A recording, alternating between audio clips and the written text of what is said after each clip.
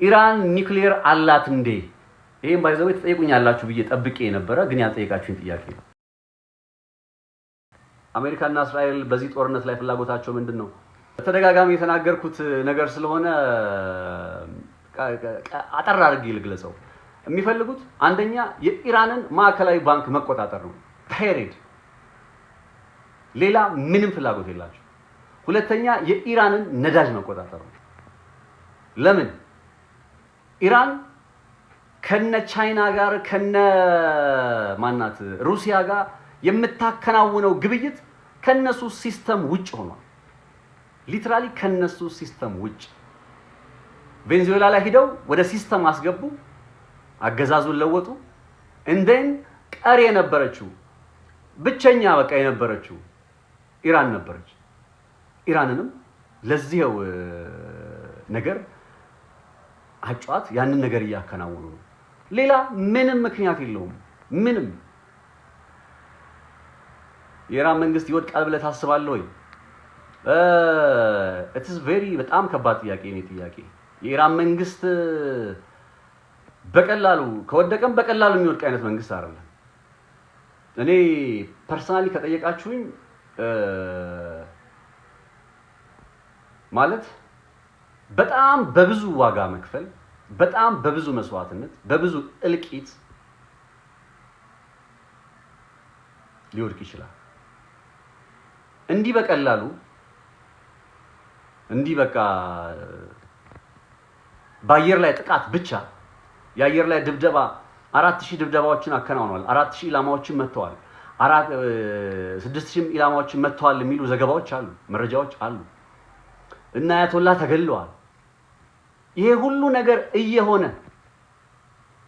ሁሉ ነገር እየሆነ እየተከናወነ ዛሬም ድረስ ስጋት ሆነው ቀጥሏል። ዛሬም እና አሜሪካን ያስጨነቁ ላለፉት 20 ምናምን አመታት ሲዘጋጁበት የነበረ ጉዳይ ስለሆነ እንዲህ በቀላሉ እጅ ይሰጣሉ የሚል መረዳት የለኝም። ዳይሬክትሊ ጥያቄውን ስመልሰው በቃ ላይወድቁ የሚችሉበት ነገር በቃ እርግጠኛ ነኝ አይወድቁም፣ ምንም ነገር አይፈጠርም ምናምን ብዬ መሬት ላይ ካለው ነባሪ ሁኔታ የተለየ ነገር ልነግርህ አልችልም።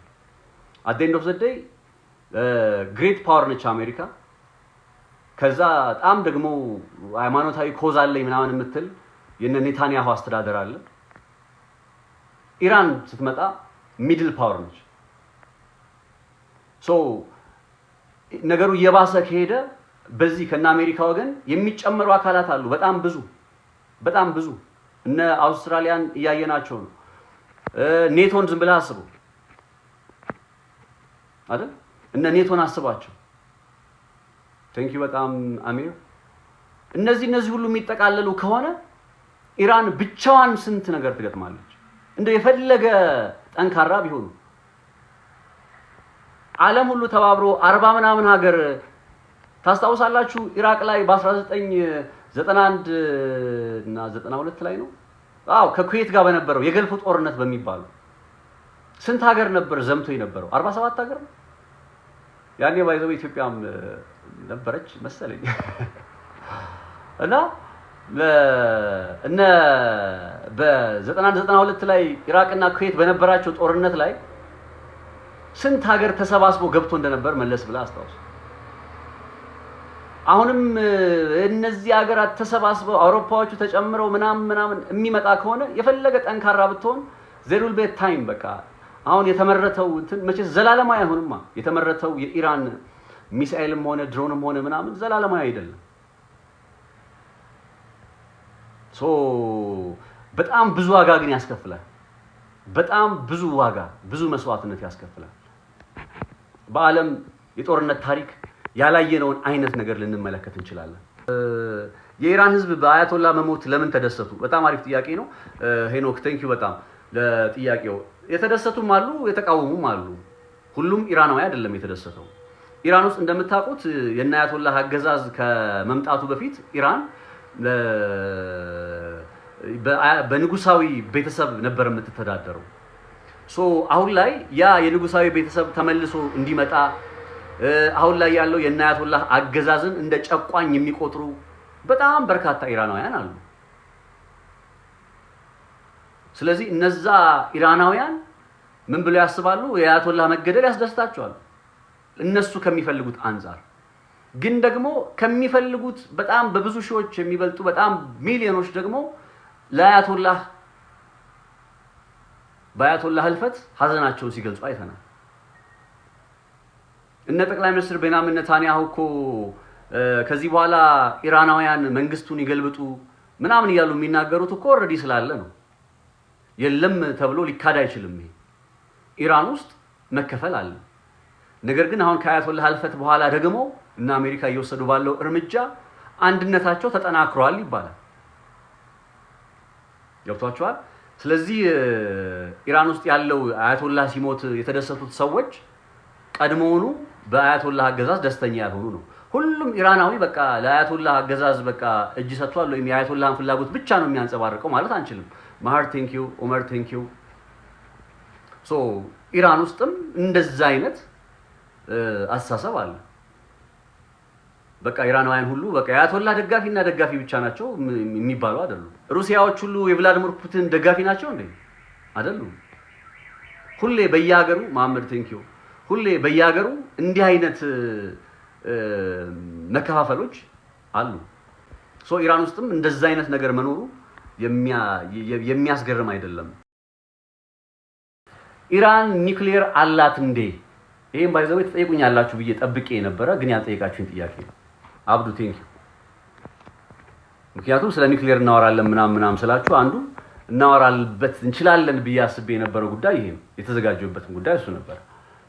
ሶ የኢራን ኒውክሊየር ጥቂት ላወራችሁ። ኢራን የኒውክሊየር መርሃ ግብርን የኒውክሊየር ማበልጸግ የኒውክሊየር ፕሮግራም የጀመረችው በ1990ዎቹ አክቹሊ ከዛ በፊት በ1980ዎቹ ምናምን እና አሜሪካ እና እስራኤል የምዕራብ ዓለም ሀገራት ጋር ተባብራ ስትሰራ በነበረበት ጊዜ ፈረንሳዮች በኢራን ውስጥ የመሰረቱት የኒውክሊየር መሰረተ ልማት አለ እና ያንን መሰረተ ልማት ጥለው ከወጡ በኋላ በ1979 እና አያቶላህ ከመጡ በኋላ ኦሬዲ ድጋሜ ያንን ነገር ማንቀሳቀስ ጀምረዋል። ኦፊሻሊ በ1990ዎቹ ነው ወደ እንደዚህ አይነት እንቅስቃሴ ውስጥ የገቡት።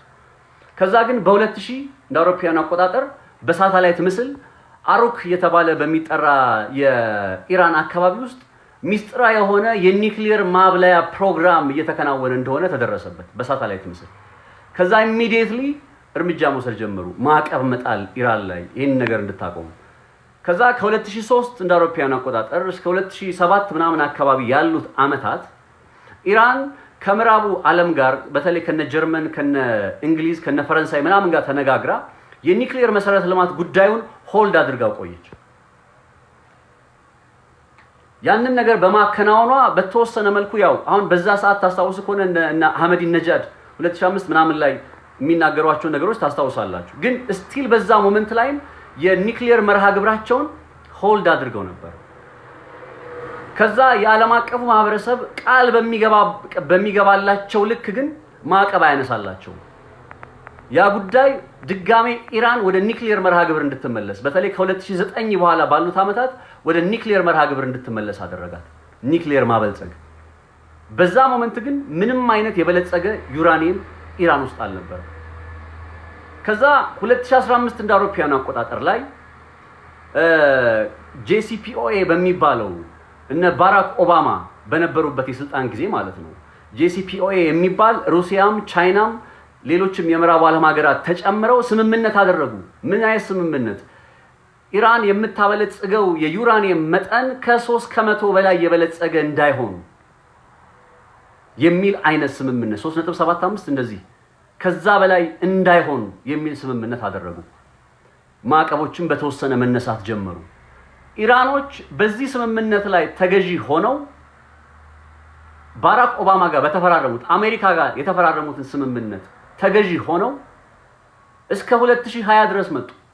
የመጀመሪያው 2018 ላይ ማለት 2016 ላይ ዶናልድ ትራምፕ ተመረጠ። ከዛ ዶናልድ ትራምፕ ተመረጠና 2015 ላይ ተፈርመው 2016 ላይ ዶናልድ ትራምፕ መጣ። ከዛ ያው የኢራንን መርሃ ግብር ጉዳይ በተመለከተ ተቃውሞ ማሰማት ጀመረ። ከዛ 2018 ላይ አሜሪካን ጄሲፒኦኤ ከሚባለው ስምምነት ባራክ ኦባማ ከፈረመው ስምምነት ገንጥሎ አወጣት። ስቲል ነው የምላችሁ ኢራን በዛ ሰዓት ላይ ወደ ኒውክሊየር ዩራኒየም ወደ ማበልጸግ አልተመለሰችም ነበር። ከዛ በ2021 አውሮፓውያን አቆጣጠር ዶናልድ ትራምፕ ቃሲም ስልማኒ የሚባለውን የኢራን የአይአርጂሲ አብዮታዊ ዘቡን አዛዥ ገደሉት። ቻይና ማለት ኢራንና ይቅርታ እስራኤልና አሜሪካ፣ እስራኤል በስለላው አሜሪካ በጥቃቱ ልክ እሱን ሲገሉት ኢሚዲየትሊ ኢራን ኒውክሊየር ወደ ማበልጸጉ ጉዳይ ተመለሰች። ከዛ በኋላ የተረጋገጠ ይሄ ማናችሁም ሰዎች ገብታችሁ ብትመለከቱት የምታገኙት ነው። ከዚህ ጦርነት በፊት ኢራን በዓለም አቀፉ የአቶሚክ ኢነርጂ ኤጀንሲ የተረጋገጠ 60% የበለጸገ ዩራኒየም በእጇ ላይ ነበር። አሁንም በእጇ ላይ አለ። አሁንም ያ 60% የበለጸገው ስንት ኪሎ ግራም ነው? 270 ምናምን ወይም 470 ምናምን የሚጠጋ ኪሎ ግራም 6 ቦምቦችን መስራት የሚያስችል 60% የበለጸገ ዩራኒየም አላት። ወደ ጦር መሳሪያ ያልተቀየረ ነው። ዩራኒየሙ በልጽጎ ብቻ የተቀመጠ ወደ ጦር መሳሪያ ያልተቀየረ።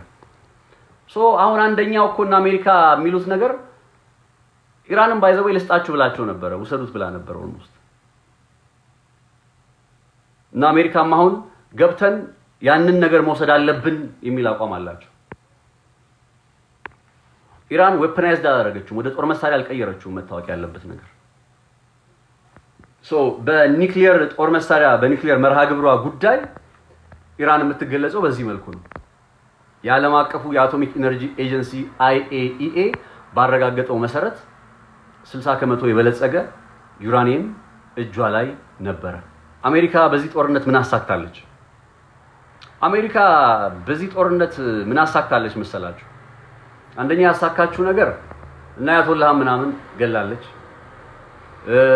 ኢራንን ያው ብዙ ሚሳኤሎች እንድትተኩስ አድርጋለች። በሺዎች የሚቆጠሩ ሚሳኤሎች ነው የተኮሰችው አይደለ? ጥቃቱ ቀላል አይደለም፣ ምናድበሰብሰው አይደለም። ይሄን ሁሉ ድብደባ ያከናወኑ ማለት ግነቱ ነው። 90% ኢራንን አቅም እንትን ብለናታል ምናምን ማለታቸው ነው እንጂ ስህተቱ ምንም ጉዳት አልደረሰም ይባል አይደለም። በዚህ ረገድ ተሳክቶላታል። ግን ደግሞ ምን ሉዝ አድርጋለች ከተባለ ሉዝ ያደረገችው ነገር ለምሳሌ በመካከለኛው ምስራቅ ያሉ ሀገራት አሜሪካ እንደምትጠብቃቸው ነበር የሚያስቡት። አሜሪካ ስትጠብቃቸው እንደዚህ ነው ማለት ነው። አንዱ ሉዝ ያደረገችው ነገር ይሄንን ነው። መጠበቅ እንደማትችል ያሳየችው አሜሪካ እንደምናስባት የአረቡን ዓለም ሀገራት መጠበቅ እንደማትችል ያሳየችው። ሁለተኛ ነገር የአረቡ ዓለም ሀገራት ከእስራኤል እንደማይበልጡ ነው ፕሩቭ ያደረገችው አሜሪካ። ሶስተኛ ነገር በጦርነት ላይ መገዳደር እንደሚቻል አንድ ነገር ልንገራችሁ። እንግዲህ ከሚደብራችሁም ካላችሁ የራሳችሁ ጉዳይ። ኢራን ይህንን ጦርነት እስከዚህ ሞመንት ድረስ መዋጋት መቻሏ ብቻ አስገራሚ ያደርጋታል። እውነቴን ነው የምላችሁ። በዚህ ደረጃ እንደዚህ መዋጋት መቻሏ በጣም አስገራሚ ያደርጋታል። እና አሜሪካ በዚህ ጦርነት ላይ ያሳኩት ነገርም አለ። የኢራንን የጸረ አየር ላይ ጥቃት መከላከያ ቴክኖሎጂዎች አዳክመዋል። የኢራንን የሚሳኤል አቅም ብዙ እንዲተኮስ ማለት ድሮኖቹ ሚሳኤሎቹ ማለት ነው። የኢራን የባህር ላይ መርከቦች ጉዳት እንዲደርስባቸው አድርጓል። እና አያቶላህን ገለዋቸዋል። ከፍተኛ የኢራን አመራሮችን ገለዋቸዋል። እነዚህ ነገሮች እንደ ስኬት ሊቆጠሩ ይችላሉ። ስትራቴጂካዊ አሸናፊነት ከተባለ ግን አሁን የአረቡ ዓለም ሀገራት ከዚህ በኋላ አሜሪካ ልትጠብቀን ትችላለች ብለው ያስባሉ? በግልጽ ስትጠብቃቸው ስላልታየ። ስለዚህ ያገኘችው ነገርም አለ፣ በጣም ብዙ ያጣችው ነገርም አለ። አሁን ዓለም ላይ እና አሜሪካ የፈለጉትን ነገር እንደዚህ እንደሚያደርጉ የሚያዩ ሀገራት በአሜሪካ ላይ የሚኖራቸው ትረስት ምንድነው? የአሜሪካ ግሎባል መሪነት ዓለም አቀፋዊ መሪነት ይሄ ነው። ዳስት በቃ የካፒታሊዝም እንት ማለት ቃዴን ወሰደ ሀብትን መሰብሰብ ዓለምን መምራት መቻል የሆነ ሉዓላዊ ሀገር ገብቶ መደብደብ ነው። ግቡ ይሄ ነው። ያንን ነገር ነው ፕሩቭ ያደረጉት። ሶ እንደዛ ብዬ ነው ማምነው። ያገኘችውም ያጣችውም ነገር አለ። የእንትኑን ጉዳይ ረሳችሁት እንዴ? ክብራትና ክብራን የሬድ ሲ ፖስትን ጉዳይ እንዴ! ሬድ ሲ ፖስትን ሰብስክራይብ አድርጉ። ወደ ዩቲዩብ ገባ ያላችሁ ሬድ ሲ ፖስትን ሰብስክራይብ አድርጉ።